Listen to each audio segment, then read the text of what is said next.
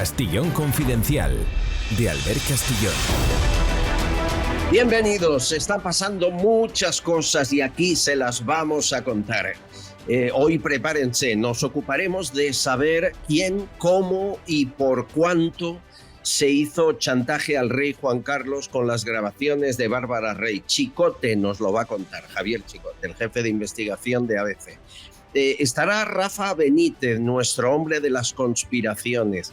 ¿Por qué? Pues porque está sembrando de nubes Marruecos su cielo, lo que oyen, sí, se puede hacer, y eso perjudica a la climatología de la península ibérica, no se lo pueden perder. Hablaremos con un ex jefe de la Asamblea de Venezuela amenazado por Zapatero, directamente amenazado por él cara a cara.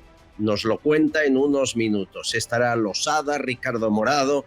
Tenemos mucho que contar. Hoy es un día, también analizaremos y sabemos quién borró el software de Begoña Gómez. Daremos su nombre. Prepárense que es un programa intenso para acabar una semana intensa. Pero primero echemos un vistazo al exterior. ¿Qué pasa en México?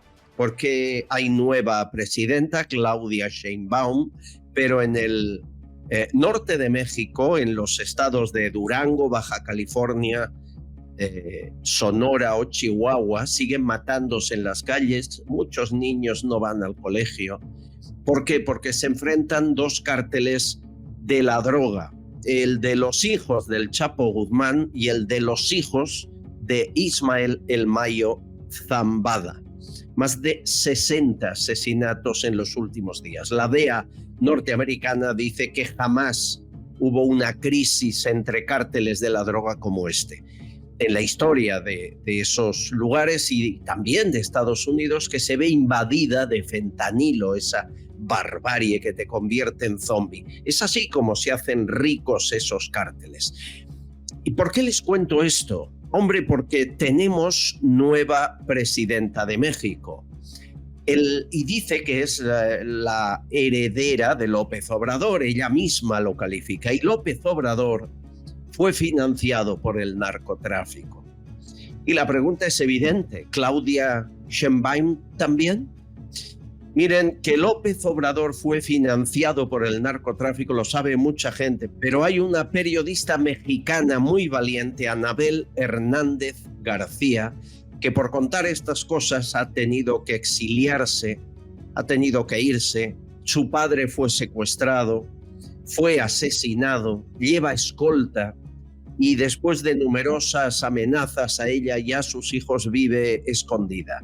Ella denunció que López Obrador fue financiado por el cártel de Sinaloa. A cambio, López Obrador les dejó operar libremente en el norte de México, incluso colocó a funcionarios cercanos al cártel en la DEA para que hicieran un poco la cosa más fácil, la vista gorda.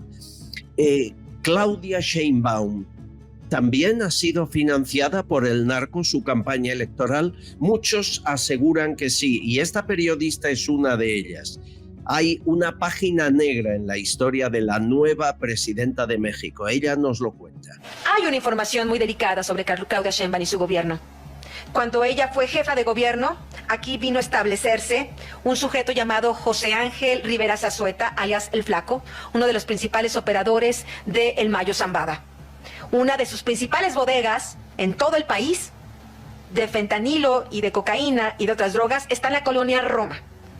Él controla el aeropuerto de la Ciudad de México. Tú me preguntabas, alguien me preguntaba por Santa Lucía. Bueno, controla el aeropuerto de la Ciudad de México. Lo que hace ahora es, una parte le paga a la Marina, otra parte le paga a Guardia Nacional, otra parte le paga al Ejército. La Marina le lleva la droga a casa, así no hay dificultades, ¿no? Y él tiene en su bolsillo a la seguridad pública de esta ciudad. Cuando alguien llega a comprarle, algún cliente, ¿no? Porque finalmente dijéramos que él es un medio mayorista, cuando viene un cliente a comprarle y tiene la mala fortuna de recorrer algunas calles que no debería recorrer, porque además ahí le dicen, tienes que tomar este camino, no tomes aquel, toma este donde ya está todo planchado, ¿no?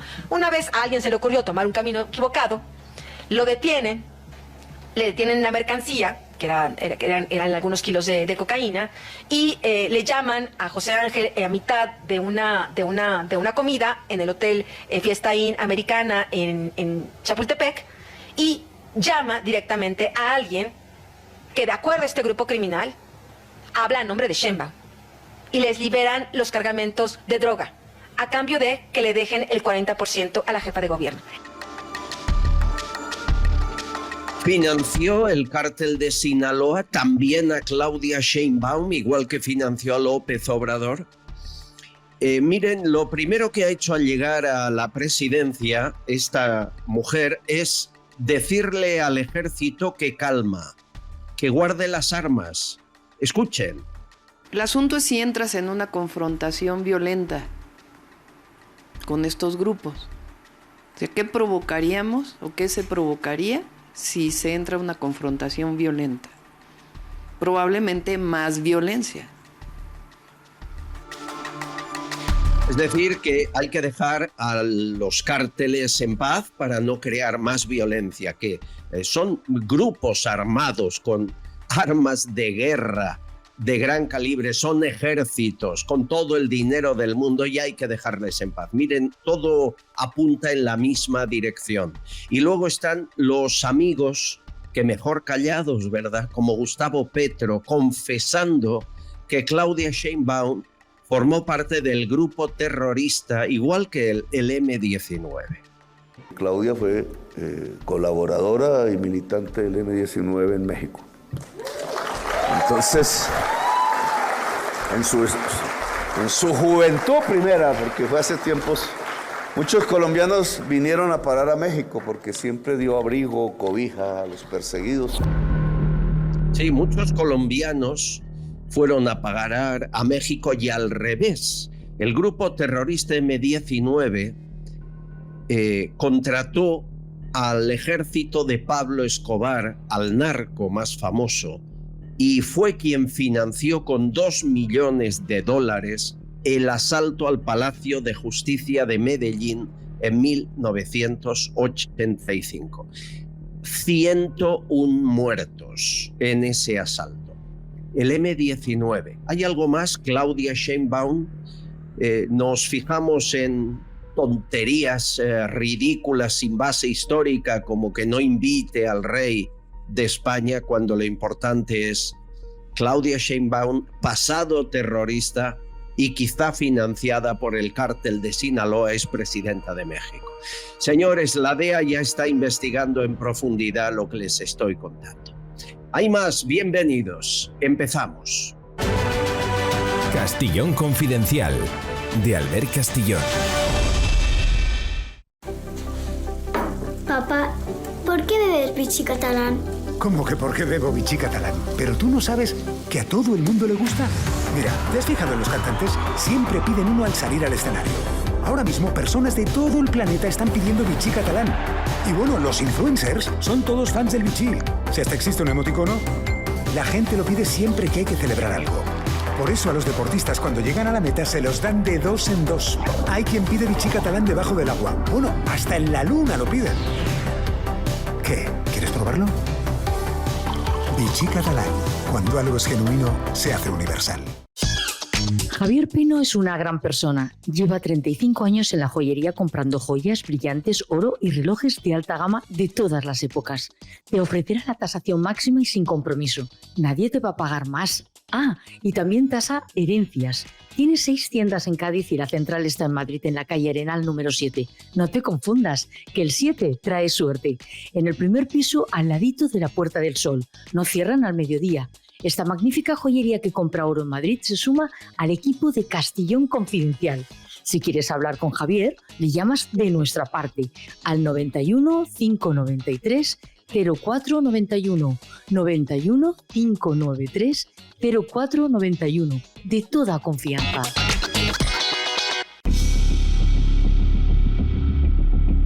Llevamos días hablando del papel de Edmundo González Urrutia, de esa infamia cometida en la residencia del embajador español en Caracas, de qué hacían Delcy y Jorge Rodríguez pisando suelo europeo que entonces no podían pisar, obligando a un señor de 75 años a firmar un documento. Tenemos muchas preguntas y sobre todo el papel de Zapatero. Hoy quizá podemos resolver muchas de ellas, porque lo que hicieron con Edmundo González Urrutia es lo que hicieron con nuestro invitado los mismos protagonistas en 2018. Ahí estaba la presión de Jorge Rodríguez, de Delcy Rodríguez y de Rodríguez Zapatero para que firmara un documento, quien ha sido y será presidente de la Asamblea Nacional de Venezuela con Guaidó, que fue quien le designó, fundador del partido Primero Justicia y opositor a la dictadura venezolana. Don Julio Borges, bienvenido, ¿cómo está usted? Buenos días, Albert. Muchas gracias por la oportunidad. Usted se vio identificado, ¿no? Simplemente para aclarar algo. Yo fui presidente del Parlamento antes de Guaidó y designado por el Parlamento, y después vino Guaidó como presidente del Parlamento, digamos. Muy bien, importante. Digo, ¿usted se vio identificado cuando supo lo que le hacían a Edmundo González en la residencia española? Bueno, creo que, como bien tú decías en la introducción, Albert, se trata de los mismos protagonistas y de las mismas prácticas, ¿no? En el sentido que en el año 2018, como bien planteas, yo era presidente del Parlamento venezolano y se abrió un proceso de negociación antes de las anteriores elecciones presidenciales. Es decir, hubo las elecciones presidenciales este 28 de julio de 2024, las anteriores fueron en el 2018. La idea era buscar reglas de juego justas para una elección. Era el régimen y nosotros, y el mediador era Zapatero, con una cantidad de cancilleres de la región, más el presidente de República Dominicana. El proceso duró muchos meses, se fue degradando. Al principio los cancilleres y el presidente estaban en todas las sesiones, al final se fue de alguna manera saliendo cada uno de los países y llegó como un embudo a estar simplemente las dos delegaciones con Zapatero. Y en el punto final, donde ellos pretendían que se lograra firmar un acuerdo que le lavara el rostro, que pudiera hacer unas elecciones sin reglas democráticas, yo me negué a firmar y sabía que estaba haciendo algo que para el régimen iba a ser muy, muy duro. Significó el desconocimiento mundial de Maduro, y en el caso de Zapatero, él tenía el interés total de que saliera cualquier tipo de acuerdo barato en lugar de ir al fondo, que era lograr una verdadera y justa contienda electoral. En ese proceso los protagonistas eran los mismos, como te digo. Por eso, Jorge y Delcy Rodríguez, los hermanos Zapatero, es decir, usted ha estado en una sala encerrado con ellos, en este caso en un hotel en Dominicana, pero la situación, bueno, es mucho peor lo de la residencia del embajador español, ¿no? Sí, en el caso. Claro. No, quería comentártelo a la residencia del embajador español, porque me parece que es mucho más grave, porque cuando una persona va a pedir asilo, automáticamente debe haber una protección del Estado que recibe a la persona. Y en este caso no fue así, sino que le abrieron las puertas para someterlo a un proceso de coacción y de presión que debemos rechazar en todo el mundo. En ese momento, cuando usted se niega a firmar, año 2018, es cuando Zapatero le amenaza. ¿Cómo fue esa escena, ese momento? Bueno, es que no fue un momento, honestamente, Albert, fue toda una cantidad de presiones durante muchos días y horas, porque era ya la recta final donde ellos tenían la ilusión de lograr ese acuerdo barato, y el proceso no fue simplemente un evento, sino que fue toda una cantidad de horas y días presionando y presionando y presionando, donde llamaban, por ejemplo, a Maduro, y Maduro ofrecía a cambio también cosas baratas. Te pongo un ejemplo. Nosotros entramos a esa negociación y todos los partidos eran legales, y durante el diálogo se ilegalizaron todos los partidos. En esas horas finales y esos días finales, Jorge Rodríguez llamaba a Maduro y Maduro decía, bueno, le damos la legalización de los partidos, como si fuera unas baratijas que estás negociando, ¿no? Y en todo ese proceso se fue poniendo más agrio, más fuerte, más duro, hasta que las amenazas de Jorge y Delcy de llevarme a la cárcel fueron permanentes y constantes, violentas. Y en el caso de Zapatero, que perdió los papeles, él me dijo, no has visto mi peor cara, ustedes tienen que firmar, debe firmar, no sabe lo que te va a pasar si no firma, porque él estaba absolutamente consustanciado en el hecho de que saliera cualquier tipo de negociación. Y en ese sentido, los Rodríguez repitieron esta vez la misma mecánica en la cual Maduro fue el policía malo que amenazó a Edmundo González y al final llegó el policía bueno, que es Zapatero, a ofrecerle una salida. Pero los dos policías son igual de perversos.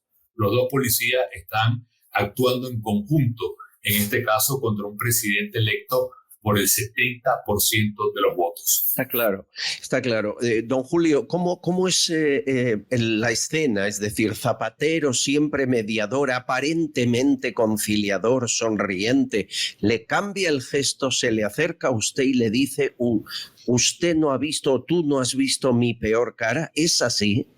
Yo creo que él estaba honestamente en una situación borde, en el sentido que estaba en el precipicio de una enorme caída por lo que significaba el no firmar y el no llegar al acuerdo. Creo que tanto Jorge Rodríguez como Delcy y Zapatero, por supuesto, estaban convencidos que ese acuerdo se iba a dar y creo que fue apropiado y lógico lo que hice, que fue estirar hasta el final la expectativa para que el contragolpe contra la dictadura fuera mucho más duro y el desconocimiento internacional fuera más duro. Ahora, en un proceso anterior, meses atrás, Zapatero también fue mediador con la oposición venezolana. Un proceso en el cual se quería nombrar una constituyente, que de hecho se nombró, para parar las protestas de calle, porque teníamos en el año 2017, cuando era también presidente de la Asamblea, 6 meses de protestas de calles muy violentas, donde lamentablemente fueron asesinados más de 100 jóvenes. En ese proceso, increíblemente, la oferta del régimen a través de Zapatero era que nos iban a dar unos puestos cooptados en la Asamblea. Es decir, si salían 100 personas electas por los mecanismos de ellos que eran antidemocráticos porque eran corporativos, como si fuera el fascismo italiano, campesinos, obreros, etcétera, a nosotros nos daban como un cupo para que la oposición pudiera decir va Pedro, va María, va Juan, simplemente a dedo. Por supuesto, eso no se aceptó, pero era claro, digamos, que en uno y en otro momento y en este nuevo episodio no hay una voluntad de mediar. Cuando Zapatero llega ahora a Madrid y en un evento reciente dice que él está haciendo alta política y que no puede decir cuáles fueron los resultados del 28 de julio, creo que eso es algo totalmente en contra del pueblo venezolano. Al final esto no es un tema de régimen, de gobierno o de oposición, es del pueblo venezolano, de la gente, que es lo más importante. Vamos a escuchar este instante, el momento en el que, la única vez que Zapatero ha hablado de su negociación ahora con Edmundo González. Participé en una tarea de facilitación para su venida a España. Y debo decir que cuando alguien facilita, cuando alguien media, debe ser extraordinariamente respetuoso. Don Julio Borges, ¿cumplió su amenaza Zapatero? ¿A usted le fueron mal las cosas a partir del momento en el que le dijo no ha visto mi peor cara? Bueno, creo que en el caso venezolano todos estamos sometidos a una persecución permanente. Antes, durante y después de ese proceso ha habido persecución. Lo que cambió fue la intensidad y la hazaña que hasta el día de hoy se vive. ¿En qué sentido? Bueno, a partir de allí comenzaron a acusarme de diferentes delitos en Venezuela, desde lavado de dinero, lo mismo que Edmundo González, mafia, terrorismo, etcétera, magnicidio también. Y en ese sentido, al día de hoy, en diferentes momentos, yo tengo 5 órdenes de captura, 5 órdenes de cárcel en Venezuela. Lamentablemente, mi casa, que era casa paterna y materna, donde yo vivía con mi familia, nos las quitaron, la vaciaron completamente y a distintas personas de mi entorno han sufrido. La persona más víctima de esto que murió fue Fernando Albán, que fue un caso resonado mundialmente. Aquí en el Parlamento Europeo tuvo una enorme resonancia. Lo asesinaron en la policía política y a distintas personas cercanas a mí, órdenes de captura y le quitaron también los bienes. Entonces, eso ha continuado. Hasta hace pocos días, Diosdado Cabello también dijo que yo era responsable, junto con María Corina, de introducir rifles de asalto a Venezuela para crear terror. Y eso es todos los días una historia tras historia tras historia, porque ellos lo que quieren al final, y esto es muy importante, al ver, disolver la realidad, disolver la verdad. Yeah. Que el venezolano no sepa al final, atrapado en tanto ruido, dónde es arriba, dónde es abajo, dónde es arriba, en la derecha, a la izquierda, totalmente aturdidos por ese ruido permanente, como es la película El gran dictador de Chaplin, que siempre hay ese ruido atrás que lo que hace es ensordecer a la gente. Entonces, eso es al final lo que está planteado en el caso mío y en el caso de tantos venezolanos con la represión. ¿Por qué Zapatero actúa de esa forma? No es el mediador, es el portavoz, el representante. Se encarga de sacar del país a todos los electos para que el dictador mantenga su poder. ¿Usted cree que la mina de oro y otras prebendas son ciertas? Mire, yo no puedo hablar en particular de una mina o de cualquier otro tipo de transacción particular. Lo que sí sé y lo que sí creo que es evidente es que no solo en Venezuela, sino en distintos países de la región, bajo esa especie de fachada progresista en favor de los pobres, en favor de la justicia social, se hacen los peores negocios, las peores transacciones, las peores violaciones a los derechos humanos, y todo en nombre de los pobres. Cuando al final lo que están es destruyendo en el futuro la calidad de vida, no solo a Venezuela, sino a Nicaragua, a Cuba, a Bolivia y a otros tantos países que quisieran tener ese mismo modelo, donde el pobre al final es el castigado, el que termina migrando o el que termina trabajando afuera para enviar un dinero adentro, y eso al final, con la riqueza venezolana, también esconde una cantidad de intereses petroleros, mineros, de negocios privados en Venezuela, donde además de mediar políticamente, hay una mediación económica. Sin duda. Ese interés de Zapatero porque usted firmara ese enfado monumental y amenaza cuando no lo hizo, ¿tiene que ver con las ganas que tiene Zapatero de ganar el premio Nobel? Yo sé que esto hay gente que no lo entiende, pero desde 2016 que está buscando esa posibilidad, me cuentan a mí. Bueno, en reuniones que había en estos distintos momentos, llegó con una enorme ilusión y potencia a Venezuela, pensando que él iba a lograr resolver los conflictos desde el año 2016, como bien menciona, y sin lugar a dudas tenía en la mente hacer un libro que mundialmente fuera enseñanza de este proceso y tener toda la gloria de ganar premios como el Premio Nobel. Al final, lamentablemente, todo resultó al revés, y lo que importa, que es lo único que importa, que es el bienestar del pueblo venezolano, se ha ido perdiendo, deteriorando y corrompiendo por este tipo de esquema. Hay una persona, y ya estamos terminando, que es Eudoro González, muy amigo, casi familia de Edmundo González, es de su mismo partido. Le acusan algunos medios de ser un doble agente, de haber convencido a Edmundo que viniera a España por interés de Maduro. ¿Qué tiene usted que decir al respecto? Bueno, ese es un tema en el cual nosotros quisiéramos una clarificación mayor por parte de nuestro presidente Edmundo González, en el sentido de que hay una relación muy cercana entre los dos. Eudoro fue suspendido de mi partido precisamente por esto, porque hizo unilateralmente este puente con Edmundo, y al hacer eso fuera del equipo no está jugando como corresponde. Por lo tanto, la decisión del partido fue separarlo, y él habla que lo hizo desde el punto de vista estrictamente personal y por ayuda del mundo con quien tiene relación. Pero en todo caso, sea como sea, cualquier cosa en la cual esté involucrada Zapatero, con respecto a Venezuela al menos, está totalmente podrida.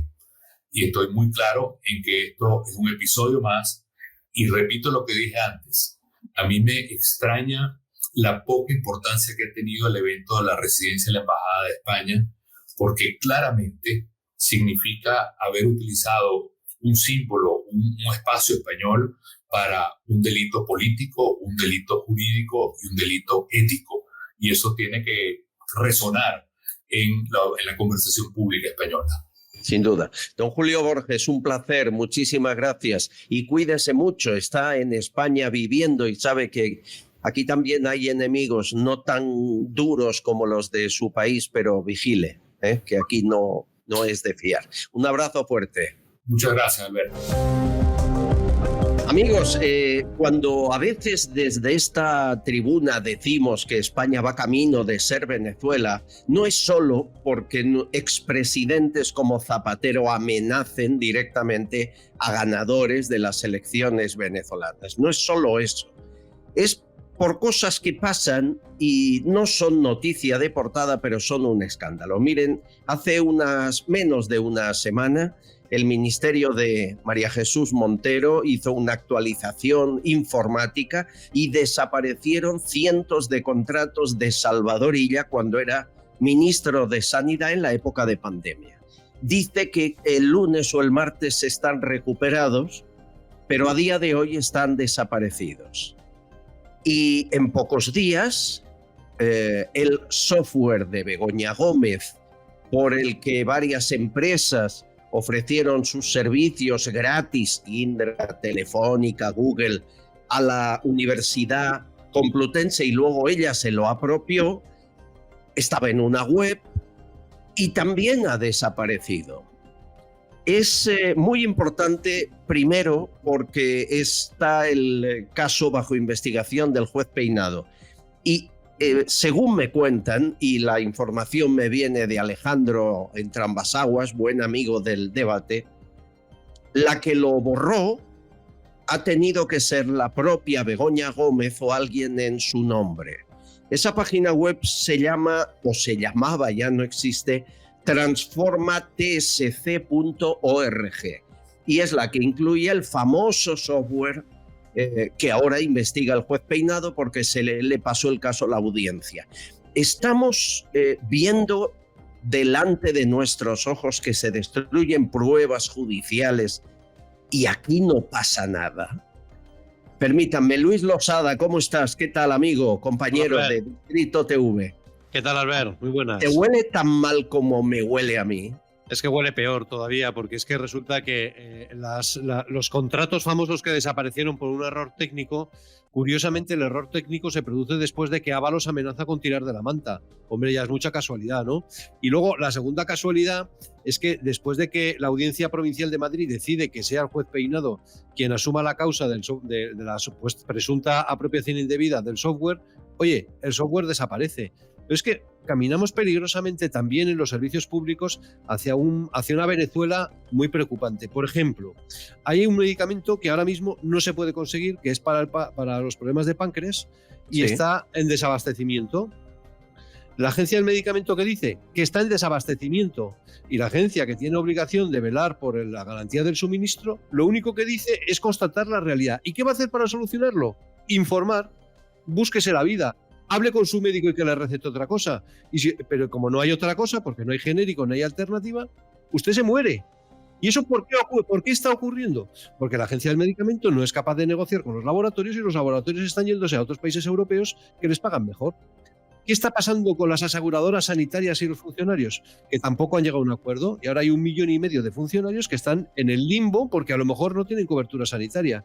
¿Eso es Venezuela o no es Venezuela? Un país donde la población, que en este caso los de páncreas, tienen un problema de salud grave y tienen un problema de abastecimiento porque la autoridad no es capaz de garantizar el suministro, a mí me parece una gravedad extrema. Es decir, que estamos ante unos problemas institucionales, de deterioro institucional gravísimo, y también eso se nota en el ciudadano de a pie de calle. ¿Qué pasa? Que los problemas desgraciadamente empiezan a ser tan comunes que ya no son portada. Pero a mí me parece una gravedad alucinante que en el supuesto primer mundo un enfermo que necesita un medicamento no lo tenga porque la autoridad no es capaz de garantizarlo. Alucinante. ¿Qué será lo siguiente? ¿Desabastecimiento en los supermercados? No sé. La desaparición de pruebas de casos judiciales que rodean al presidente, yo estoy seguro que no es casualidad. Ricardo Morado, compañero, es empresario, trabaja en una multinacional, está metido en un pequeño partido luchando por una España mejor, Giro 180. Ricardo, ¿qué pasa en España? Sois los dos unos perniciosos. Os voy a poner en la lista roja. Lo siguiente que va a pasar en España, Albert, Luis, va a ser que vamos a adelantar la Navidad. Eso va a ser lo siguiente que va a hacer nuestro amigo el ínclito presidente del gobierno. Nada, es todo tan sonrojante y al mismo tiempo tan cabreante que es que uno, lo hemos hablado varias veces, Albert, uno siempre piensa que no se puede ir ya más allá y sin embargo mañana probablemente nos levantemos con un escándalo todavía mayor que el que estamos analizando en este momento. Es todo, si no fuera tan grave y si no fuera todo en contra de los intereses de los españoles, sería para estar partiéndose el pecho de la risa durante todo el día. Que esta señora o alguien en su nombre haya borrado esas pruebas, porque es que es borrar pruebas, no es otra cosa. Eso, Albert, si lo haces tú, o Luis, si lo haces tú, mañana estáis empurados hasta aquí, pero hasta seguro, aquí. Seguro. Como lo ha hecho la presidenta del gobierno, pues entonces, y esto lo estoy diciendo con todo el sentido del mundo, como lo ha hecho la presidenta del gobierno, pues entonces todo el mundo tiene que mirar para otro lado. Y si no miras para otro lado y lo dices en un medio de comunicación libre como es este o como es el de don Luis, pues al final acabas siendo señalado por no solo por el gobierno, sino por todos aquellos medios que se supone que deberían de ser libres y no lo son. Sí, pero tú lo has dicho, hay muy pocos medios que cuenten estas cosas y cada vez menos. Miren, ayer saben que Bildu llegó a un acuerdo con el gobierno para acabar con la mal llamada ley Mordaza, que es la ley de seguridad ciudadana. ¿Saben por qué? Porque Bildu pactó con Sánchez apoyar la ley de censura a los medios a cambio de esto. De manera que la ley de censura ya tiene un nuevo aliado, que es Bildu, a cambio de quitar las pelotas de goma, que lanzar piedras a un policía no sea grave, no sea delito, sino falta, sacar etarras de prisión, como ha hecho la consejera del gobierno vasco, y terminar con las devoluciones en caliente. Es decir, los partidos, con perdón, que representan a la delincuencia y que lo que más les preocupa es la policía, las pelotas de goma o la cárcel a un asesino, esos partidos están apoyando la ley de censura de medios. Al final tendrá mayoría para aplicarla, Luis, y entonces tú y yo callados, ¿no? Sí, la censura va a pasos agigantados y es extraordinariamente preocupante, pero a mí lo que me inquieta es el descaro. Es que Bildu decía ayer, cuando se aprobó lo de las pelotas de goma, es que las pelotas de goma habían costado la vida de mucha gente. Pero lo dice Bildu. Y no se le cae la cara de vergüenza. Hombre, por favor, tápese un poco. Que todo el mundo sabe de quiénes son ustedes herederos. Escucha el momento que lo cuenta. Las pelotas de goma por material FOAN, pues ya ha habido personas que han perdido órganos y ha habido personas que han estado a punto de perder la vida.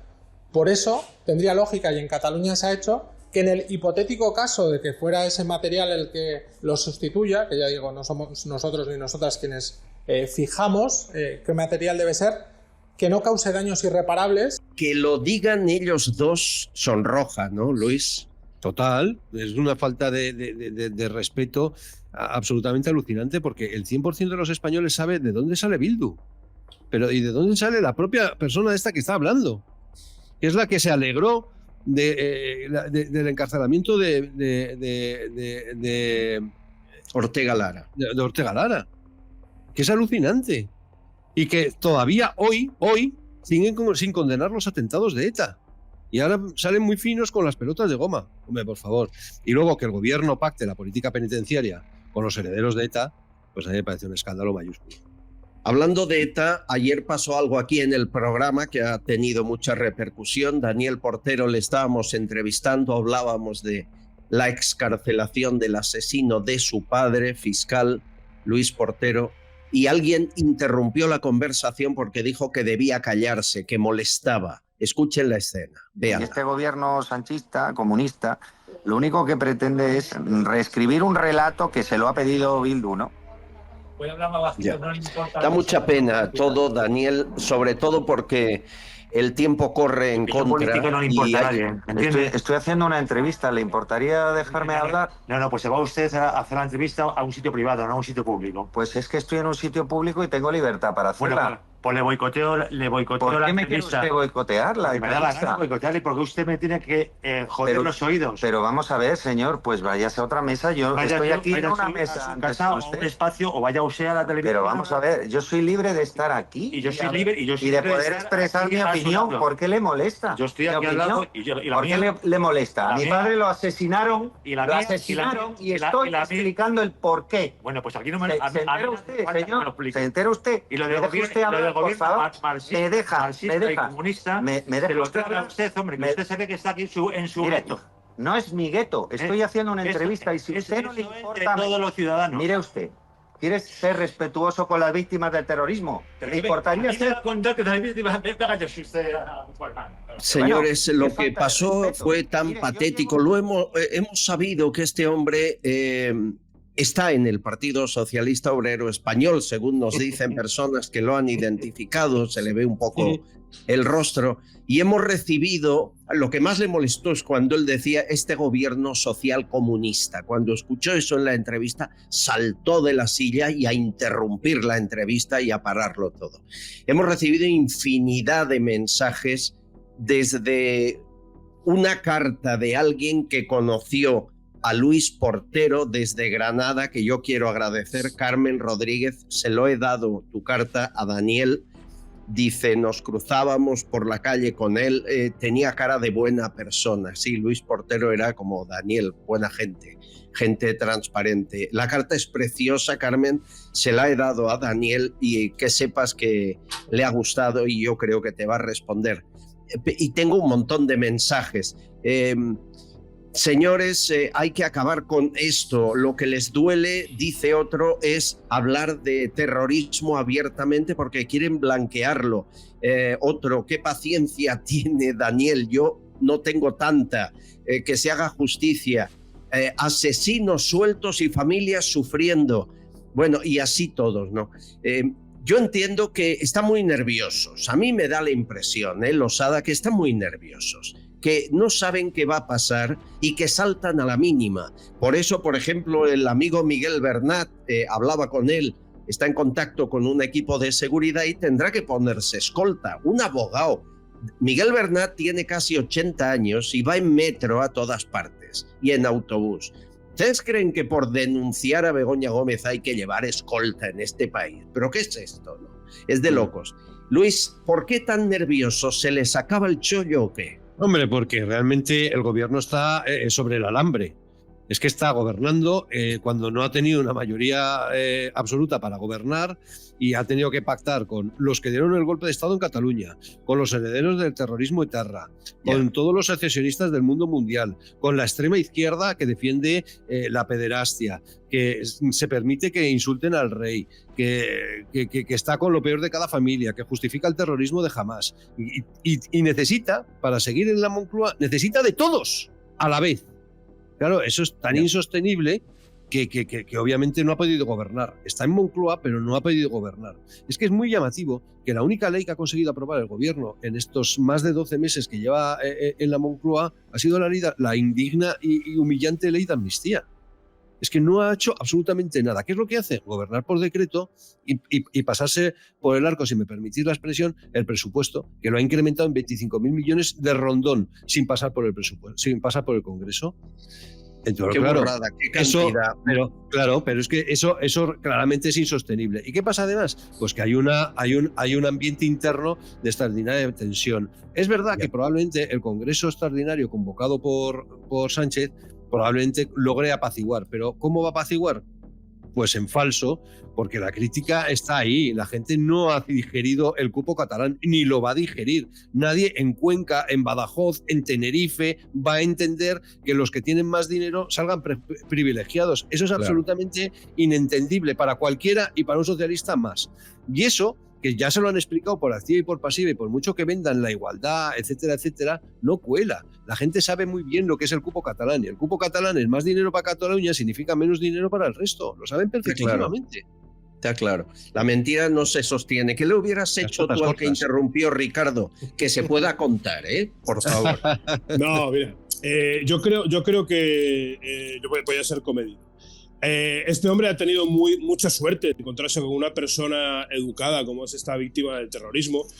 Yo probablemente no habría sido tan educado, pero bueno, haciendo un análisis un poco más profundo, yo creo que lo que acabamos de ver, aunque sea una situación muy desagradable, es una buena noticia. Y digo que es una buena noticia porque es la consecuencia de algo que hasta ahora no sucedía. Y es que estábamos acostumbrados a que quien manejara el relato en exclusiva fuera la izquierda.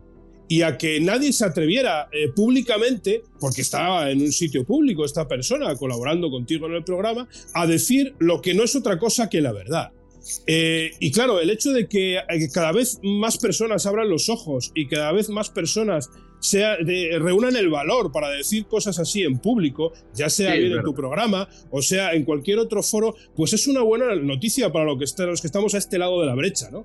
Y es que el relato ya no les es propicio, ya no lo tienen en exclusiva. Y eso, que es algo que llevábamos lustros sufriendo, que forma parte de esa pérdida de la batalla cultural de la que tantas veces hemos hablado. Esto forma parte de esa batalla cultural. El hecho de que la gente salga a la calle y diga realmente lo que piensa sobre esta gentuza, que no es otra cosa que gentuza, que son los que pactan con los terroristas, no con los herederos de los terroristas, no, con los terroristas, porque estos siguen siendo terroristas, porque no se han arrepentido ni han condenado los actos terroristas de quienes les precedieron. Pues yo creo que es una buena noticia que este tipo de situaciones se den, porque son consecuencia de que ellos están perdiendo el relato. Sin duda, sin duda. Bueno, hemos salido a la calle. Nos gusta salir un día a la semana a hacer preguntas que tienen que ver con los temas que aquí tratamos. Hoy era muy sencilla. ¿Quién es para usted o quién ha sido desde democracia hasta hoy, desde que acabó Franco hasta hoy, el mejor presidente del gobierno y el peor? Empezamos por el peor. Hagan apuestas, que seguro que las ganan. Luego os lo pregunto a los dos, ¿eh? Atención. Tuixén Castillón, la heredera de esta finca, es la que sale a la calle a hacer las preguntas. Escuchen.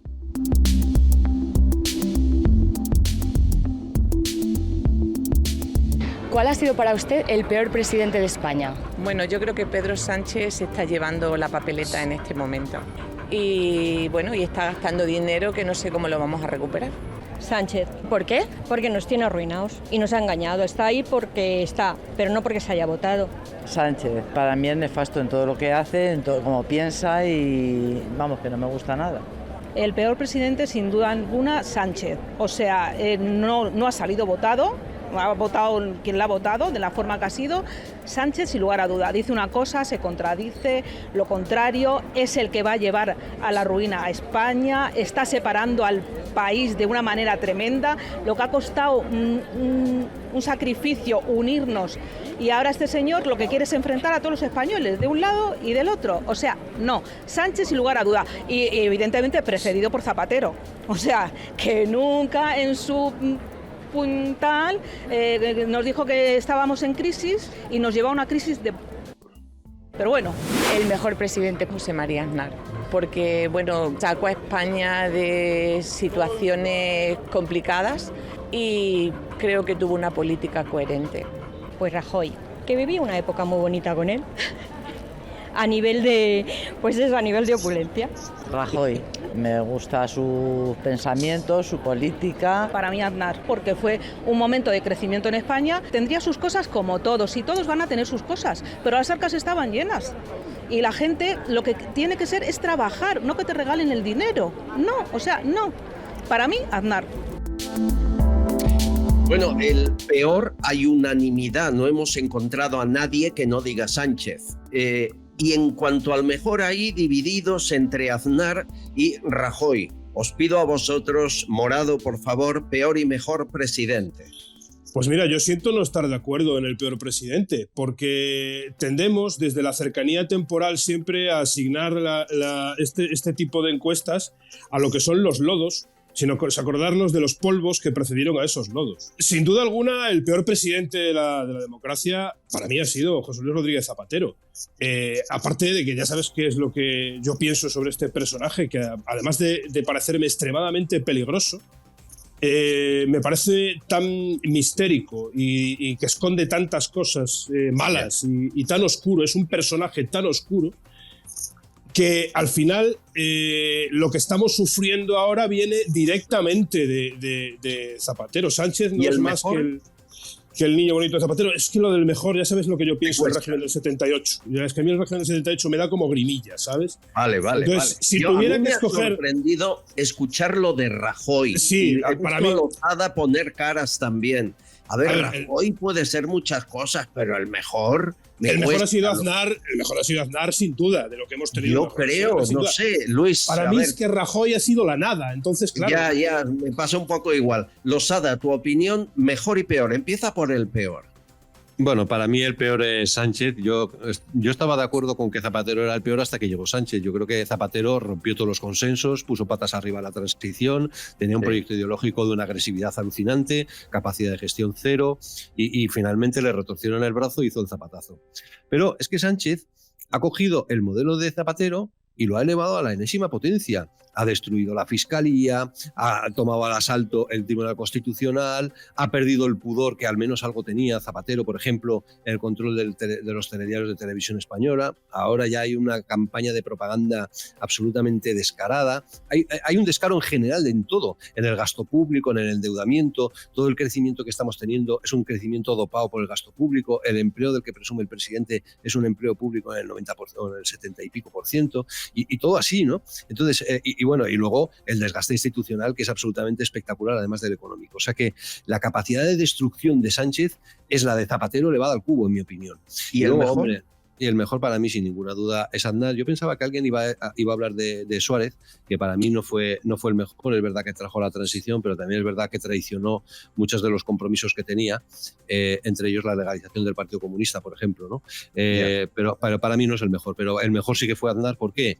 Porque él se comprometió a entrar en Maastricht, le vendió a la sociedad española que había que hacer sacrificios, se hicieron, pero sacrificios durísimos, como que la Guardia Civil no tenía dinero para la gasolina, como que los funcionarios no podían comprar un bolígrafo, o sea, unos sacrificios espectaculares, pero eso nos permitió entrar en una senda, yo creo que muy beneficiosa.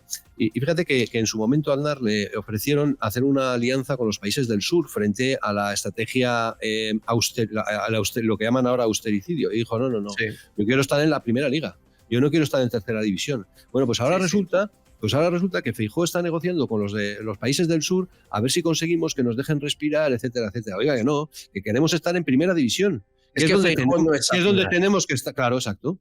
Feijóo no es Aznar. Bueno, es un conservador en el peor sentido, igual que Rajoy. ¿Qué es lo que hizo? Bueno, pues recoger y no molestar demasiado.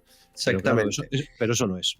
Y antes de que te vayas, que sé que te has de ir a televisión, yo me quedo con Ricardo y estará por aquí Javier Chicote de ABC hablando de las grabaciones de Bárbara Rey. Tenemos algunas perlas que quiero que escuchen. Antes, un homenaje a Iván. ¿Quién es Iván? Iván es un valiente. Marlaska, Día de la Policía Nacional. Cierra la Plaza España de Sevilla al público para que no le silben y le insulten como el año pasado, porque cuando viene gente de la calle no le pueden ver a Marlaska ni un minuto. Pero a pesar de evitar las pitadas contra él, no pudo evitar el discurso de un joven valiente que se reincorporaba al cuerpo. Este chaval seguramente le pondrán la cruz, le harán la vida imposible y yo espero que alguien le proteja a partir de hoy. Escuchen. Cuando intentan arrancarnos la vocación. E intentan arrancarla cuando un desalmado sobrepasa con su lancha de mayor potencia a la barquichuela de 6 guardias civiles. Cuando los narcos embisten sin miramientos el Z de otros compañeros que les impiden la huida. Cuando un hombre o mujer intenta abrir la cabeza con un hacha a un policía, o con un cuchillo, o un palo, o agredirle, o escupirle, y no pasa nada. Nada cambia. Más bien, se idea la forma de quitarnos más autoridad todavía para dársela al criminal. No sea que ellos también se enfaden. ¿Pero por qué? ¿Por qué no quieren acabar con el mal y sí destrozar al bien. Denos cámaras corporales y verán cómo nos destrozan. ¡Wow! ¿Cómo te quedaste? Lo habías oído, ¿no, Morado? Sí, yo lo había escuchado. Vuelvo al discurso inicial. Esto es la consecuencia de que la gente está perdiendo el miedo. Y que una persona que es policía se atreva a decir eso en presencia del ministro, es un gesto, además de honradez, porque es un gesto de honradez en primer lugar, es un gesto de un valor que hasta hace muy poco no habríamos visto. No habríamos visto en ningún sentido ni en ningún foro, y mucho menos en un foro como el que acabamos de ver. Entonces yo creo que es algo de lo que nosotros tenemos que estar muy contentos, porque yo creo que este camino que se ha iniciado de gente valiente y que está perdiendo el miedo ya no tiene vuelta atrás, y que cada vez van a ser más personas las que tengan gestos como este. Este chico, que es un chico muy joven, sabe perfectamente a lo que se enfrenta a partir de hoy, lo tiene muy claro, y sin embargo ha puesto por delante de todo eso la verdad, que es algo a lo que nosotros no estábamos acostumbrados, repito, hasta hace muy poco tiempo. Y creo que es algo de lo que tenemos que estar tremendamente orgullosos por la parte que nos toca, y muy contentos porque cada vez lo veremos en más lugares. Y yo creo además a Marlaska y le responde con ese chaval merece un homenaje, Luis. Eso no se lo esperaba, Marlaska. No se lo esperaba, pero yo creo que además representa el sentir del conjunto del cuerpo. Que dice, oye, que nosotros estamos para servir al público, estamos dispuestos a hacer sacrificios, pero lo que no estamos dispuestos es a que nos ningunee la propia institución, que el propio ministerio nos ponga a los pies de los caballos. Pónganos una cámara, porque es lo que él no dice, pónganos un colchón y déjenos dormir. No, pónganos una cámara y vea la realidad de lo que nos enfrentamos todos los días. El tipo con el machete y tal y cual. Y entonces, cuando un tío con el machete, no es que nos queramos defender a nosotros, es que queremos defender eficazmente a la sociedad. Eso es lo que está diciendo. Y lo que está pidiendo, prácticamente está rogando, es no nos mate la vocación, que nosotros tenemos vocación de servicio público, pero no de humillación pública. Eso es lo que está diciendo. Hay que seguir a este chaval. Y sobre todo hay que proteger a Iván, por favor, háganlo, ayúdennos a protegerle, porque no se enfrenta a un ministro cabreado, se enfrenta a algo muy parecido a una organización criminal. Yo ahí lo dejo y algún día veréis que es verdad. Luis Losada, te veo en Distrito, cuídate mucho, amigo, gracias. Un abrazo a todos. Un abrazo. No te muevas, Morado, que vamos a hablar de los audios de Bárbara Rey y de algo que han contado, más allá de las cuestiones sexuales y de cama. Señores, se están descubriendo todos los secretos de Estado en un minuto.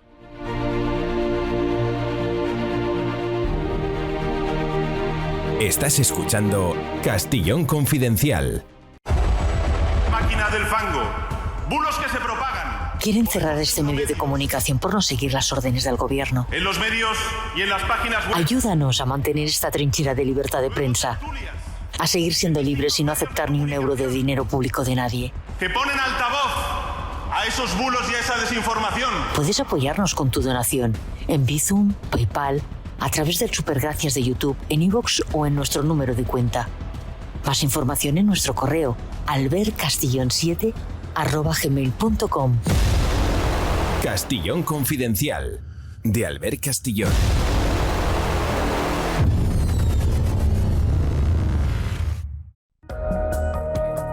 Seguimos. Primero fueron las fotografías publicadas en una revista extranjera, bueno, un documento de la amante del rey, algo que sabía todo el país, pero es verdad, es muy distinto verlo. Ahora es el chantaje. Las grabaciones que está publicando Key Diario de las relaciones del rey con Bárbara Rey.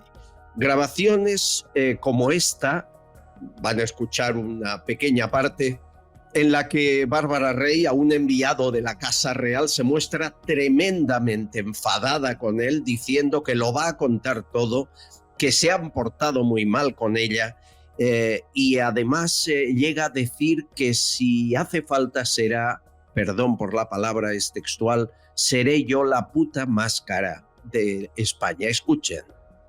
Yo no estoy dispuesta, que me quieren ahora, a nivel mundial, desprestigiarme. Ya lo han dicho, y ya lo han conseguido, porque yo estoy desprestigiada en mi país, que es donde vivo, y es donde yo me he ganado la vida. Yo soy una mujer que me he dedicado por completo a él, y no estoy dispuesta a aguantar ni un solo momento más para proteger a un hombre que no se lo merece. Voy a contar italiano, porque siempre he querido protegerle, pero ya no quiero protegerle más. Yo lo que quiero es que se sepa cómo es él, que la gente se entere de cómo es él. Si él se merece estar donde está, que su familia se merece estar donde está, y se cree con la prepotencia y que con el poder puede chaparnos el cuello a todos y a este país, a mí, a María García, que nació en total Hungría y que se vino aquí y tuvo la mala suerte de tropezarse con ese hombre en su camino. No lo va a conseguir, porque yo voy a morir. A mí me van a matar, pero me van a matar con la cabeza muy alta y sabiendo el mundo entero a qué persona me he enfrentado y con qué persona he estado y qué persona ha engañado a este país y qué persona ha engañado a este mundo, que es el rey. Él está en deuda conmigo, porque no lo he sido nunca, pero si tengo que serlo, como puta voy a ser la más cara del mundo. Javier Chicote, jefe de investigación de ABC, ¿cómo estás, amigo? ¿Qué tal? ¿Qué tal, querido? Muy bien, encantado de saludarte. ¿Quién crees tú, hasta donde puedas contar, que tiene interés en que ahora salgan estos audios? Bueno, yo hasta donde sé es que Ángel Cristo, el hijo, ha decidido contar todo esto. Él está enfrentado a su madre, está también con televisión, entiendo que tendrá el acuerdo que tenga, que yo lo desconozco, pero alguno tendrá.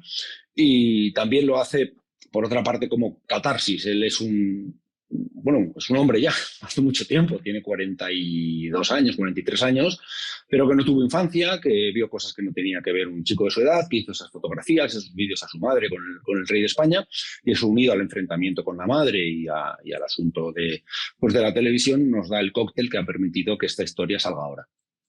Sin embargo, eso lo grabó el CNI.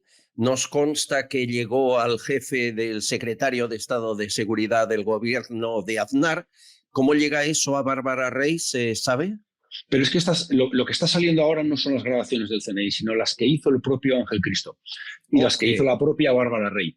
Por un lado, las imágenes que se toman el 22 de junio del año 94, Bárbara Rey pone una trampa al rey Juan Carlos, lo invita a almorzar a su casa y en el muro detrás del seto está su hijo escondido con un teleobjetivo y saca las fotos. Y dentro preparan unas cámaras ocultas, una en el salón y otra en el dormitorio, con un cableado hacia un vídeo en el que se graban esas imágenes. Por otro lado, en el teléfono de casa, en el fijo, tenían puesto un aparato, un magnetófono para grabar con el cable del teléfono insertado, un puente entre el cable y el teléfono, y cuando Bárbara Rey llamaba a alguien o recibía una llamada, daba el rec y el play y lo grababa todo. Con eso se hizo un dossier que sirvió para chantajear al Estado. El Estado cedió, pagó y acalló esas imágenes, esos audios durante unos años, pero bueno, pues con el tiempo al final pues han acabado saliendo, pese a que se había pagado para justamente lo contrario.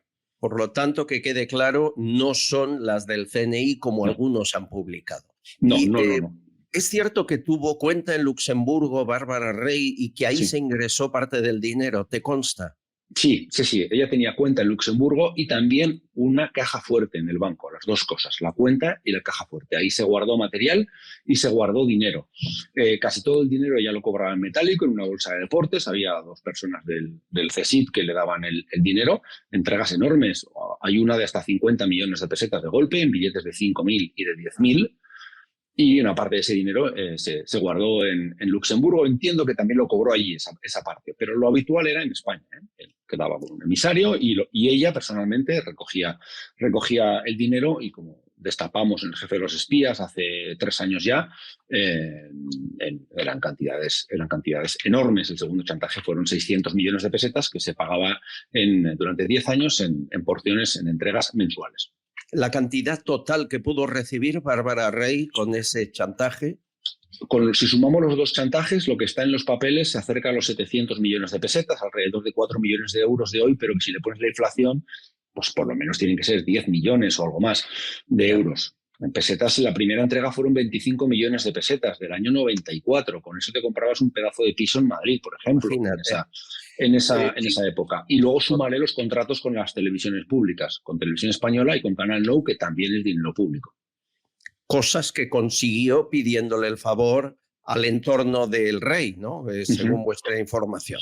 Sí, bueno, más que el favor fue la amenaza y el Estado pues se dio. Entiendo. Chicote, y esto ya es opinión y con esto acabamos. Hay quien piensa que, por una parte, se quiere hacer daño al rey Juan Carlos porque ha anunciado que va a publicar las memorias, y hay quien me dice que esto es un globo sonda que también le interesa a Moncloa para desviar la atención de los casos judiciales que rodean a la familia. ¿Con qué opción te quedas? O a lo mejor una tercera. Efectivamente, eso está sobre la mesa, pero lo que yo creo que ha ocurrido es que Ángel Cristo ha decidido sacar ese material, y contarlo y explicarlo, y han utilizado también, como tú bien sabes, una historia funciona mejor si hay una percha informativa, y esa percha informativa es precisamente ese libro que va a salir. Ahora mismo el rey tiene una serie de colaboradores que están trabajando intensamente en su legado. Es un hombre mayor ya y están pensando en cómo va a pasar a la historia. El rey tiene una especie de claroscuros, hizo cosas enormes por este país, como traer la democracia, pero también hizo otras cosas feas. Entonces, justo en este momento que se está trabajando, que va a salir este libro escrito por una periodista francesa y que se está moviendo todo eso, pues yo creo que ha sido informativamente esa percha perfecta para decir, pues ahora sacamos esto de hace pues más de 30 años. Entiendo. Querido Chicote, un abrazo y seguiré leyendo tu libro, que ahí estaba todo esto. Un abrazo, compañero. Gracias, amigo. Un abrazo fuerte. Hay otro audio que a mí casi me parece más importante, porque a lo mejor descubrimos con la tontería, de Bárbara Rey, que pasó el 23F, ¿verdad? Y es cuando habla en esa conversación que Bárbara Rey sabe que se graba, y por lo tanto le va sacando al rey como si fuera una entrevista, y él, muy tonto, con perdón, cae en todo. Acaba hablando de Sabino Fernández Campo, jefe de la Casa Real, un hombre íntegro que defendía la monarquía por encima del rey, que la puso en peligro, esa es la realidad. Y hablaba de Armada. En aquel momento Armada ya llevaba 6 años en la cárcel, estuvo 6 años en prisión, no abrió la boca y salió de la cárcel y siguió sin abrir la boca. Escuchen esta conversación que analizamos con un invitado y tenemos algo más. Ahora sufriendo entre tú y yo mucho, ¿no? Las cosas de Sabino y palabra de honor. Yo me imagino que mucho, ¿eh? Me río, cariño, me río de Alfonso Armada. Sí, ¿verdad? No, es que tiene... 7 años de cárcel, se ha ido a su paso de Galicia y el tío jamás ha dicho una palabra. Jamás. Pero bueno, pero si este hombre, pero escúchame, tú te has portado muy bien con él. ¿Hay algo por lo cual esté descontento contigo? ¿Pero contigo concretamente o contigo y con la reina? ¿O solamente va por ti? No, la reina dice que yo he conseguido que la reina esté en contra de él, yo. Pero tú no me dijiste que a veces que incluso intuías que tenía... ¿Viste alguna cosa como si tuviera cierta confianza con ella? Sí, me entiendes? Después de irse, él ha comentado que yo he conseguido que ella esté en contra de ella. Pero la reina está en contra de él. No. Por eso, son cosas de mentira que él dice, porque quiere decirla, pero claro, la gente no lo sabe. Y una persona que ha estado tan cerca de ti... Con periodistas de vida privada, de vida económica, de vida tal... Uy, claro. Las cosas que está diciendo. En reuniones donde me critican y donde hablan de mí, de mi vida y de cosas y de tal, y inventan y tal, entonces él está presente y en vez de cortarlo, dice, bueno... calienta, echa leña al fuego. Dice, yo hablara, si yo dijera... Sabino siempre fue un hombre íntegro y honrado y defendía la monarquía y por tanto no soportaba las 1000 historias de don Juan Carlos. Pero ¿a qué viene esa frase de fíjate, Armada se ha chupado más de 7 años, dice que no llegó de cárcel y no ha abierto la boca, se ha ido a su pazo? Y ¿qué sabía Armada? Bueno, pues en este programa nos lo contó María Ángeles López de Celis, la que fue secretaria de los presidentes en Moncloa. Armada era el presidente del gobierno en un gobierno de concentración, que es lo que iba a ocurrir el 23F con permiso del rey. Escuchen. Empezaron a llegar recados a Zarzuela, Suárez está quemado, Suárez necesita recambio, Y el rey se hizo eco de todo esto. Y el 22 de octubre de 1980 se celebra una reunión en casa del alcalde de Lérida a la que asisten representantes de todos los partidos, incluido el general Armada. Y allí se diseña lo que se ha denominado el golpe de Estado blando. Es decir, el PSOE va a interponer una moción de censura a Suárez. Como no tiene los apoyos suficientes ni los escaños suficientes, va a haber una parte de UCD que ya está harta de Adolfo Suárez. Se van a comprometer por escrito en apoyar esa moción de censura. Y lo que van a hacer es tumbar el gobierno de Adolfo Suárez, tumbar a Suárez y poner en su lugar como presidente del gobierno a Alfonso Armada. Su Majestad el Rey confiaba absolutamente en Armada, confió en él durante muchísimos años, hasta como para proponerle como cabeza de un gobierno de concentración. Pero no contaron con una cosa. ¿Con qué? Con que Adolfo Suárez no se sometió a esa moción de censura, sino que dimitió antes de que lo echaran. Ricardo Morado, al final todo se sabe. ¿Te das cuenta? Al final, con el paso del tiempo, acabaremos descubriendo que no fue el rey el que salvó a la democracia, sino que fue la democracia la que salvó al rey. Y eso es muy triste descubrirlo tantos años después. No teníamos pruebas hasta ahora, pero empezamos a no tener dudas ya. Y eso es un problema. Sí, pero España ha sido tremendamente injusta con el general Armada, totalmente, con Ignacio del Bosch, y lo digo porque son las dos personas que estaban todo el día en Zarzuela preparando esto y han pasado a la historia como golpistas. Sí, cuando su único, y voy a decir la palabra error, y quizás no es esa la palabra que yo tuviera que utilizar, fue ser tremendamente leales a aquello a lo que estaban sirviendo. Antes, durante y sobre todo después de. Y gracias a su lealtad, y esto ya es una opinión personal, Juan Carlos I pudo seguir reinando en este país, porque quizás si hubieran hecho aquello de lo que en esta grabación el rey emérito acusa a Sabino Fernández Campo, que ya sabemos todos cómo salió de la Casa Real, pues quizás si ellos hubieran hecho lo mismo no estaríamos hablando en estos términos. A ver. Señores, historia de España. Al final la Bárbara Rey nos ayuda grabando ella para hacer chantaje a la historia de España. Bueno, bienvenido sea. Tengo mensajes, vamos a ir escuchando algunos. Por cierto, muchos de ustedes se están solidarizando con la concentración, espero verte, Ricardo, que haremos el 20 de octubre en Plaza Castilla. Sí. Voy a hacer caso a una propuesta de un oyente que se llama Guille y haremos una concentración. Si esto empieza a las 12, pues a las 11:30 en un lugar de Plaza Castilla de los confidenciales. Ahí te vienes conmigo. Espero estar ahí. Por favor, ayúdame. Además, como tienes pinta de guardaespaldas, parecerá que lo seas. Escuchen algunos amigos que se solidarizan como Ana o como Pedro. Orgullo de que haya una manifestación de las personas civiles, así como es, de los ciudadanos en Madrid, y que lo representes tú.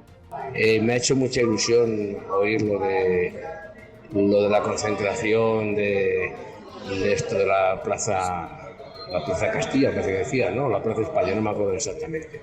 Pues a mí no podría acudir, vivo en Lanzarote y bueno, la verdad es que la economía queda para más. No os preocupéis porque sé que la organización por streaming la va a retransmitir, entonces ya os diré en qué canal de YouTube o nos sumamos en nuestro canal para que la veáis la gente del resto de España. No todo el mundo puede ir y lo entendemos. Sobre olvidar o no los atentados de ETA. Se estableció ayer un debate en el programa de que a la juventud no le interesa nada ETA, no quiere saber nada de los etarras y eso nos preocupa. Hablan sobre ello Sofía, Juan Ignacio y Antonio. ¿Cómo vamos a olvidar los asesinatos cometidos por ETA cuando sus criminales gracias a este gobierno están en las calles y encima son hombres de paz, que me lo explique alguien a mí porque yo esto no lo entiendo. Porque son las víctimas las que tienen que tener la voz. Cuando habéis debatido el tema de ETA y que la juventud se quiere olvidar de ese tema porque no le atañe, tampoco le atañe la guerra civil y las fosas y están todo el día con ello en la boca. Algo pasa en este país que está podrido profundamente. A lo mejor es que la gente no sabe, la gente joven no sabe lo que pasa porque los programas de estudio están manipulados. Entonces, decir eso cuando está encima de la mesa el hijo de una víctima del terrorismo, no lo sé. Algunos se quejaban de la actitud de María Ángeles ayer en el programa. Ricardo, ¿a la juventud pasa de todo? ¿O a lo mejor es que es nuestra obligación explicárselo y lo hacemos mal? Yo creo que hay una gran parte en la que a la juventud se le ha enseñado a pasar de todo, a través de los diferentes sistemas educativos que han hecho que nuestra historia, la historia de España, sea la menos conocida por parte de nuestros jóvenes. Había una encuesta no hace demasiado tiempo en el propio País Vasco a jóvenes de entre 16 y 18 años, creo que era, que les preguntaban sobre Miguel Ángel Blanco y muchos de ellos ni siquiera sabían quién era. Y no estamos hablando de la prehistoria, que estamos hablando de algo que sucedió hace muy poco. Pues esa es la consecuencia de un sistema educativo pernicioso que tiene como único objetivo crear una generación entera de bobos que no se planteen absolutamente nada.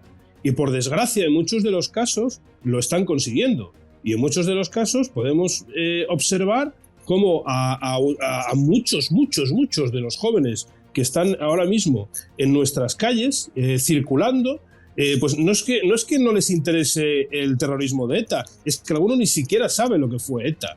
Y para ellos, la única referencia que tienen es la de los nuevos estadistas. Son esos nuevos demócratas que están luchando por una democracia mejor. Pero es que ese es el relato que ha impuesto la izquierda durante los últimos lustros a través del sistema educativo. Y todo eso hay que revertirlo, todo eso hay que cambiarlo. Forma parte de esa batalla cultural, porque si no, la verdad es que corremos el riesgo de perder a toda una generación de jóvenes españoles.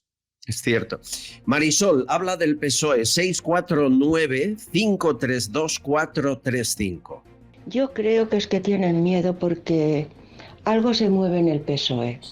Porque si el señor Sánchez estuviera fuerte como quiere dar a entender, ni el señor ni en Zaragoza, ni en Castilla-La Mancha, ni en Castilla y León le hubieran plantado cara. Allí ya no admiten a los que el señor Sánchez quería poner. Al final habrá revolución en el PSOE.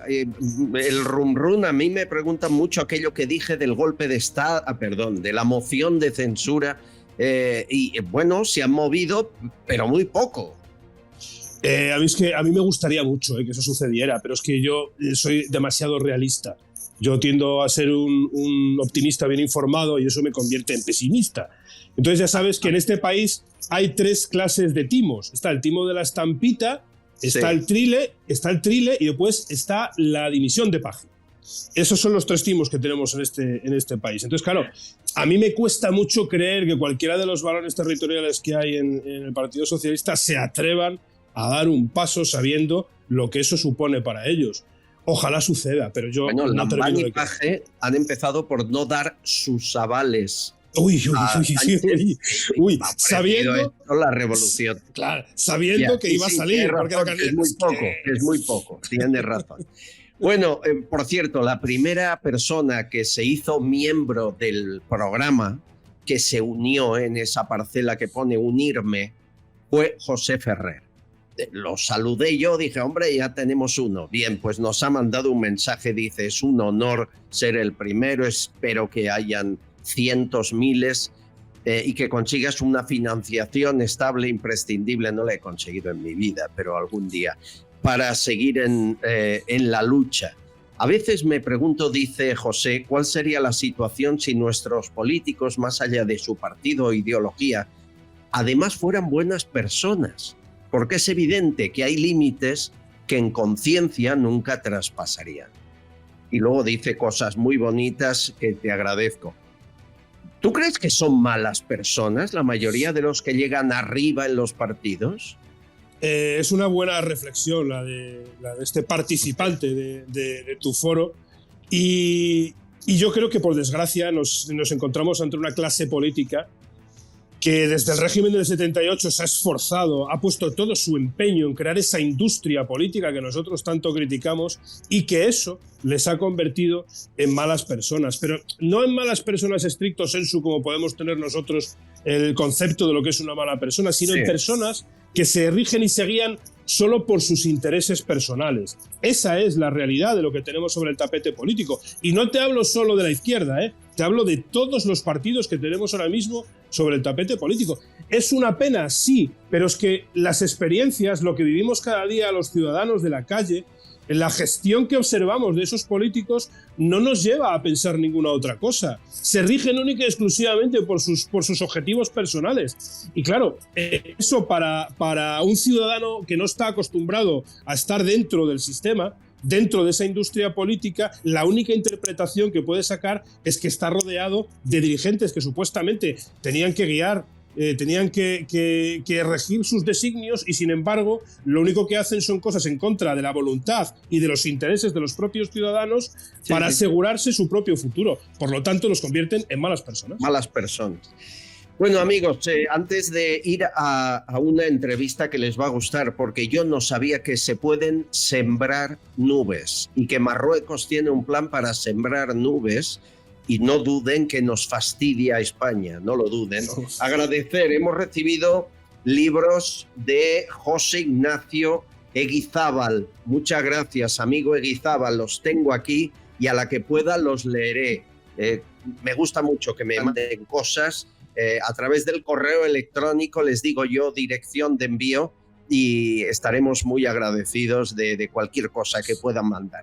Y gracias a Xavi León, que ha hecho una donación y dice: lo único imposible es aquello que no intentas. Muchas gracias, Albert, y entre todos lo haremos posible. ¿Te parece precioso?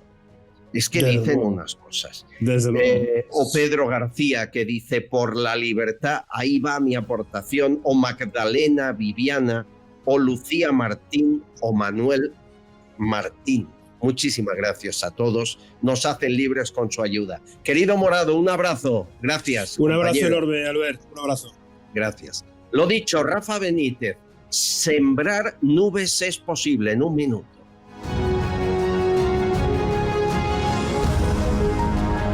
Estás escuchando Castellón Confidencial. Pidetaxi es la mayor flota de taxis de España. La rapidez y calidad del servicio está garantizada. Te bajas la aplicación en el móvil y sigues el trayecto del taxi que has pedido sobre el mapa hasta que vienen a recogerte. Infórmate en pidetaxi.es y descarga su aplicación. Garantizan el precio máximo de tu trayecto y puedes pagar por su aplicación con total seguridad. Descárgate la aplicación de Pidetaxi. Javier Pino es una gran persona. Lleva 35 años en la joyería comprando joyas, brillantes, oro y relojes de alta gama de todas las épocas. Te ofrecerá la tasación máxima y sin compromiso. Nadie te va a pagar más. Ah, y también tasa herencias. Tiene 6 tiendas en Cádiz y la central está en Madrid, en la calle Arenal número 7. No te confundas, que el 7 trae suerte. En el primer piso, al ladito de la Puerta del Sol. No cierran al mediodía. Esta magnífica joyería que compra oro en Madrid se suma al equipo de Castellón Confidencial.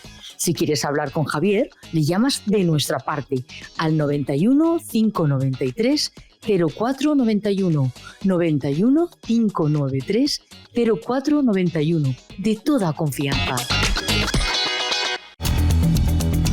Amigos, la sequía que afecta a España afecta mucho más a Marruecos. Marruecos lleva 6 años con muy poca lluvia. Me dicen que a día de hoy los pantanos no llegan ni al 30%. Se está desertizando casi todo el país y esto ha provocado que el gobierno de Marruecos ponga en marcha una técnica.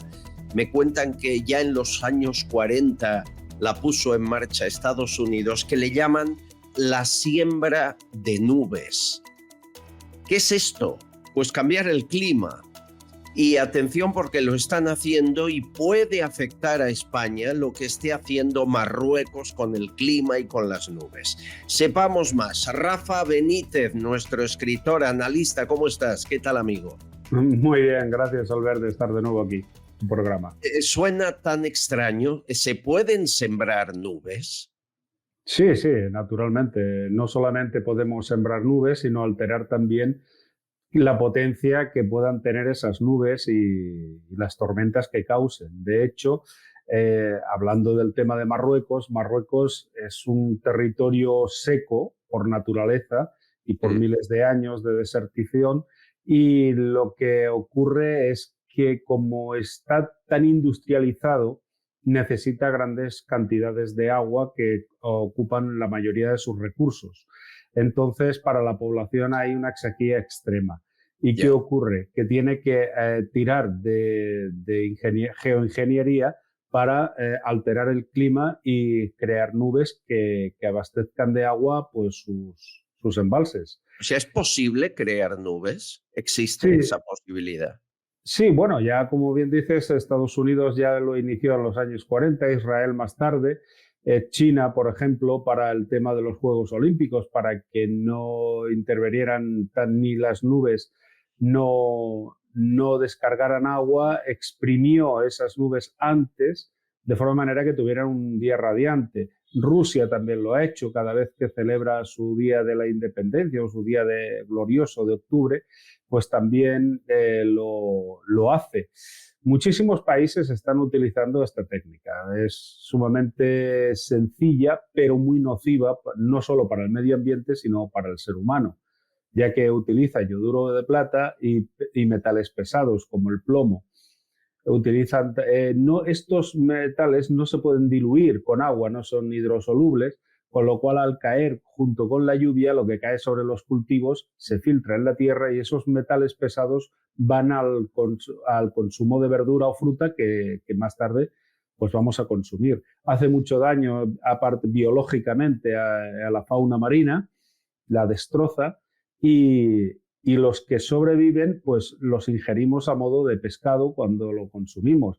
También los animales de carne pues que consumen esas hierbas, esa paja, en fin, lo que hay en el campo o lo que se le da, que han sido salpicados con esa lluvia ácida, obviamente también llevan parte de esos metales pesados que luego llega a la alimentación. Pero lo más importante ya no solamente es esto, sino la cantidad de alteración climática que está produciendo la manipulación del clima.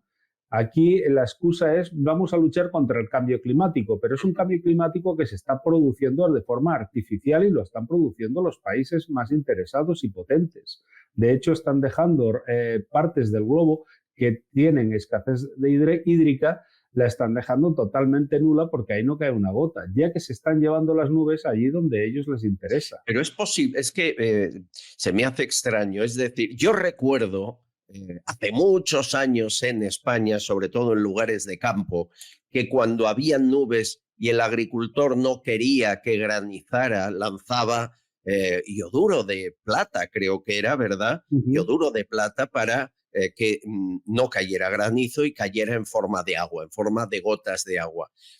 Pero eso es una cosa que es grave, que provoca lluvia ácida, que contamina, que ya no está permitido, pero aún hay países que lo hacen. Lo que tú me dices es trasladar nubes donde nos interesa para provocar el efecto que queremos. ¿Cómo Exacto. lo hacen? Sí, esto lo hacen conjunto con la siembra de nubes.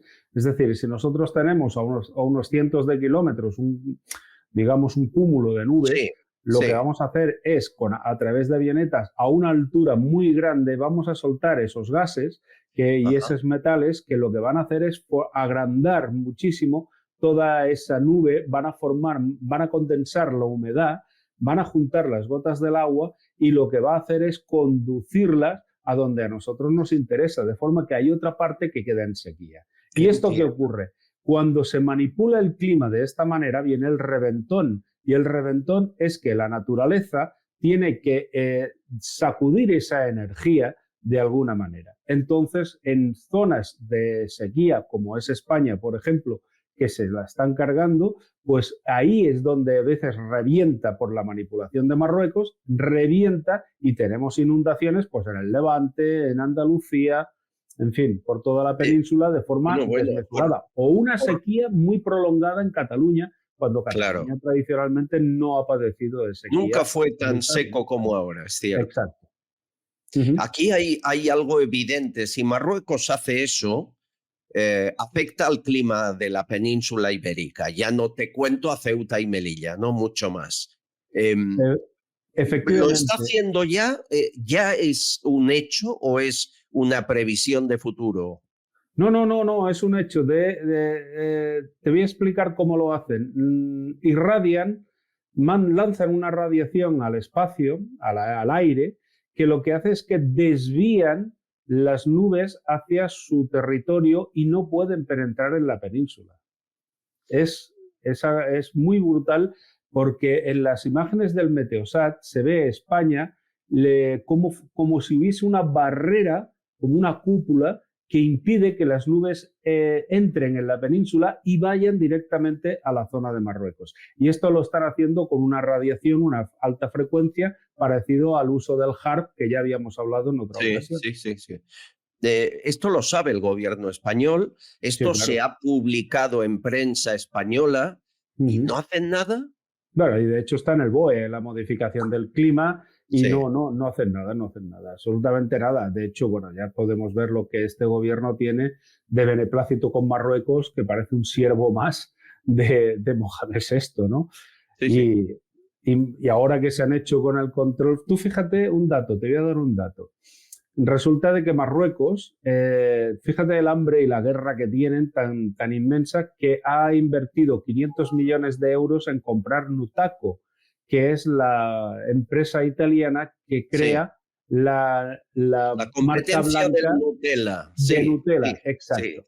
Y esto, pues ahora, a partir de ahora, le va a abastecer a un supermercado verde que todos conocemos, de Valencia, no hace falta que digas Mercadona, no lo digas. Exacto, no lo digas, no hace falta. Bueno, va a abastecer a Mercadona y vamos a darle grandes beneficios más. O sea que si vamos a Mercadona y vemos Nutaco, estamos pagando dinero a Mohamed VI. Cada uno que haga lo que quiera, pero la realidad es la que es, ¿no? Exacto.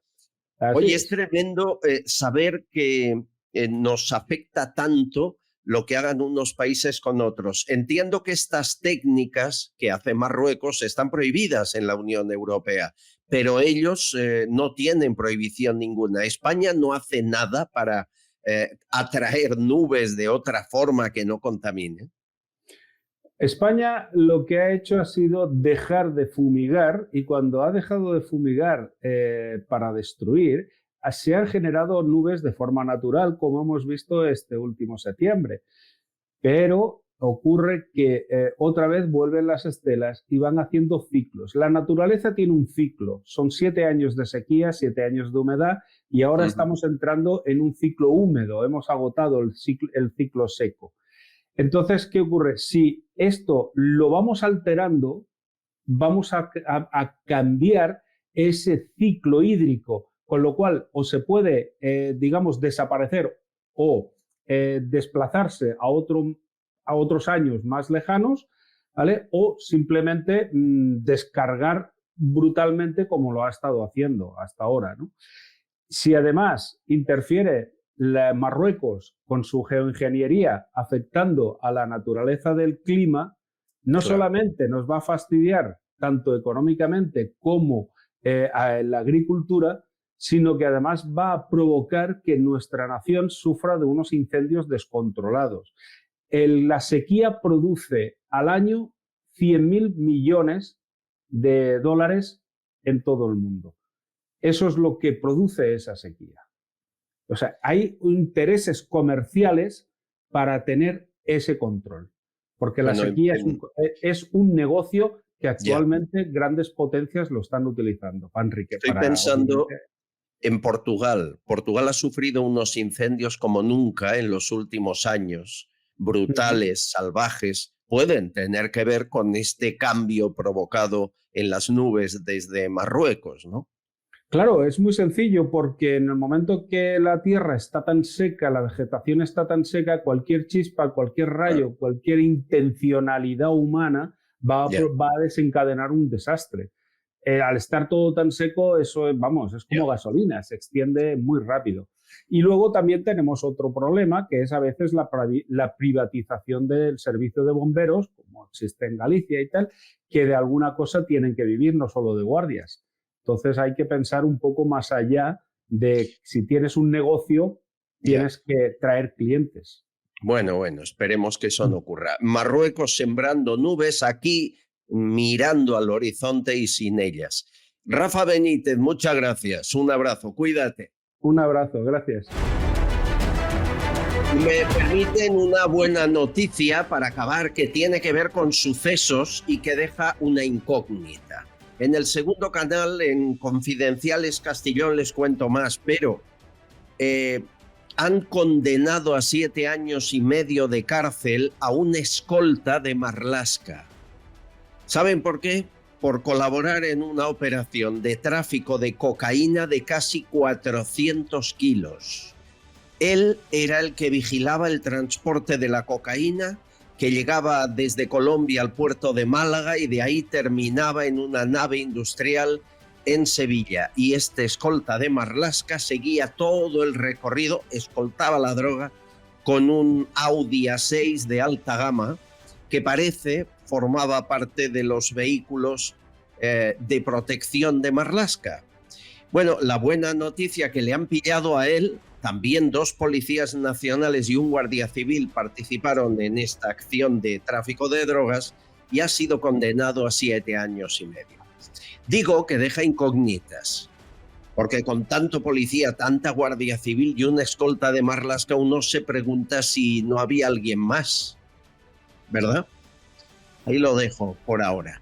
Amigos, el lunes más feliz fin de semana y el sábado por la tarde-noche voy a estar en el Teatro Victoria de Ellín, en Albacete.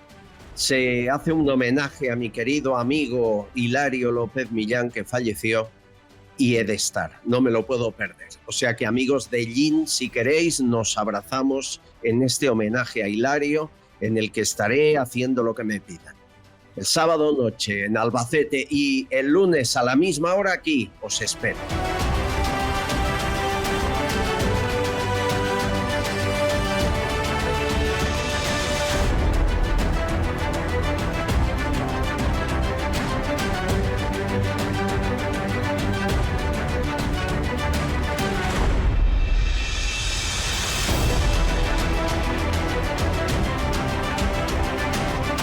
Castellón Confidencial, de Albert Castillón.